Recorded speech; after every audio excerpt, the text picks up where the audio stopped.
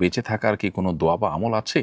মানুষের হিংসা বিদ্বেষের ক্ষতি থেকে বেঁচে থাকার জন্য আপনি সূরায়ে হাসাদ পড়বেন, সূরায়ে ফালাক পড়বেন। কুল আউযু বিরাব্বিল ফালাক মিন শাররি মা খালাক ওয়া মিন শাররি গাসিকিন ইযা ওয়াকাব ওয়া মিন শাররি নাফাসাতি ফিল উকাদ ওয়া মিন শাররি হাসিদিন ইযা হাসাদ। এই যে শেষ আয়াতে আল্লাহ রাব্বুল আলামিন বলেছেন ওয়া মিন শাররি হাসিদিন ইযা হাসাদ, হিংসুক যখন হিংসা করে তখন তার হিংসা থেকে আমি আপনার কাছে পানাহ চাই আল্লাহ।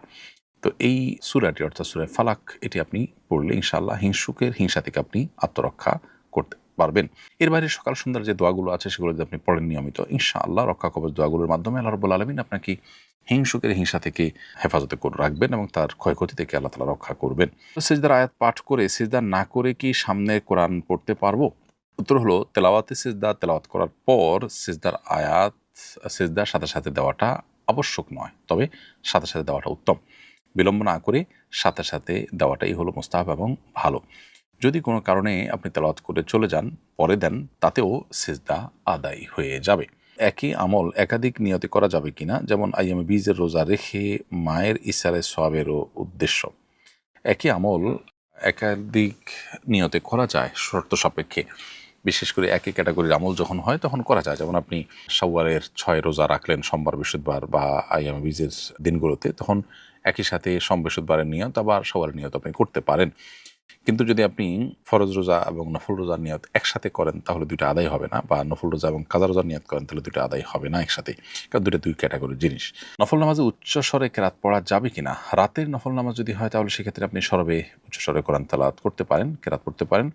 দিনের নফল নামাজ যদি হয় তাহলে সেক্ষেত্রে আপনাকে নীরবে তেলাওয়াত করতে হবে। এখানে আপনি সরবে বা উচ্চ স্বরে তেলাওয়াত করবেন না। বিতির নামাজে ভুলে দোয়ায়ে কুনুত ছুটে গেলে করণীয় কি? উত্তর হলো বিতির নামাজে দোয়ায়ে কুনুত পড়া ফুকাহা হানাফির মতে ওয়াজিব। অতএব ভুলে যদি ছুটে যায় তাহলে সিজদা সাহু দিতে হবে। আমি নেদারল্যান্ডে থাকি, মাগরিব ও এশার নামাজ একত্রে মাগরিবের ওয়াক্তে পড়া যাবে কিনা? উত্তর হলো আল্লাহ তাআলা বলেছেন ইন্না সলাতা কানাত আলাল মুমিনিনা কিতাবাম মাওকুতা, নিশ্চয় নামাজ ইমানদারদের জন্য নির্দিষ্ট সময় পড়াটাকে ফরজ করে দেওয়া হয়েছে, বিধান নির্দিষ্ট সময় পড়তে হয়। মাগরিবটা মাগরিবে, এশারটা এশায়। যদি মাগরিব এবং এশার মধ্যে কোনো সময় না থাকে, একসাথে দুটোটার সময় হয়ে যায়, সেটা ভিন্ন কথা। কোনো দেশে যদি এরকম অবস্থা থাকে যে ওয়াক্ত ২ ওয়াক্ত রাকাত নামাজ পড়ার কোনো ওয়াক্ত নাই, তাহলে ভিন্ন কথা। কিন্তু যদি সামান্যতম ওয়াক্ত থাকে তাহলে ওয়াক্তের মধ্যেই আদায় করাটাই হলো নির্দেশিত।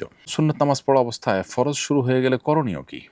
উত্তর হলো যে সুন্নত আপনি পড়ছেন, এর মধ্যে যদি ফরজ শুরু হয়ে যায় তাহলে সেক্ষেত্রে দ্রুততার সাথে সুন্নাত শেষ করে আপনি ফরজে শামিল হবেন।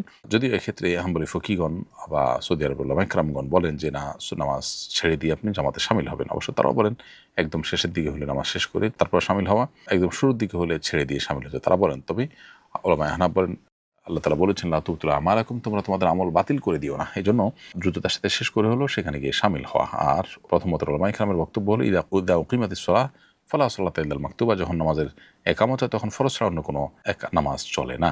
তো মতপার্থক্য থাকলেও বিশুদ্ধতর মত হলো যে নামাজ ভাঙবেন না, বরং দ্রুততার সাথে যতটুকু সম্ভব শেষ করে তারপর আপনি ফরজ নামাজে শামিল হবেন। তাছাড়া নামাজের নিয়ত করার আগে খেয়াল রাখতে হবে যে কতক্ষণ সময় আছে। যদি আপনি সেরকম খেয়াল রেখে নামাজে দাঁড়ান তাহলে সেক্ষেত্রে সামান্য ২-৪ সেকেন্ড আগপাস হতে পারে, যাতে কোনো অসুবিধা হবে না। এর বাইরে বড় কোনো গ্যাপ হওয়ার কথা নয় যদি আপনি খেয়াল রেখে নামাজ পড়েন। কোরআন তেলাওয়াতের আনন্দ পাই না, কি করলে তেলাওয়াতের আনন্দ পেতে পারি? প্রিয় দর্শক, কোরআনে কারিমের তেলাওয়াত করতে গিয়ে আমাদের ভালো লাগা কাজ করে না। এটি সন্দেহাতীতভাবে আমাদের ইমানের দুর্বলতার একটি প্রমাণ। এটি দূর করবার জন্য প্রথমত নিজের ইমানের প্রতি বিশেষ মনোযোগ দেওয়া দরকার। আমাদের ইমানের অপরিহার্য পাঠ বইটি বা এই জাতীয় আরও কোনো বই পড়ে ইমান সম্পর্কিত ইলম অর্জন করা এবং আল্লাহর কুদরতগুলোর সাক্ষী হওয়া, সেগুলোকে গবেষণা করা দরকার। বিশেষভাবে কোরআনে কারিমের অর্থ ব্যাখ্যা বোঝার যদি আপনি চেষ্টা করেন, ইনশাআল্লাহ আপনি কোরআনে কারিমের তেলাওয়াতের স্বাদ এবং তৃপ্তি লাভ করতে পারবেন। মৌলিকভাবে ইবাদতের স্বাদ বা তৃপ্তি কমে যায় মানুষের গুনাহের ফলে। বিধায় গুনাহ থেকে বেঁচে থাকার চেষ্টাও আমাদের বিশেষভাবে করতে হবে এবং তৃপ্তি লাগুক বা না লাগুক নিজের মনের বিরুদ্ধে চলার মতো মানসিকতা আমাদের মধ্যে তৈরি করতে হবে। আমার মন কোনো কিছু পছন্দ করলে আমি করব, ভালো না লাগলে আমি করব না, এটা হলো প্রবৃত্তির পূজা। এটা আল্লাহর গোলামি বা দাসত্ব হয় না। একজন মানুষ নিজের প্রবৃত্তির পূজা করে সে কখনো দুনিয়া বা আখেরাত কোথাও সে সুখী হতে পারে না। এজন্য নিজের প্রবৃত্তি বা নিজের কুপ্রবৃত্তি, নিজের মনের যে অন্যায় চাওয়া আছে সেগুলোর অনুকরণ করা যাবে না, বরং সেগুলোর বিরুদ্ধে আমাদেরকে আত্মসংগ্রাম চালাতে হবে।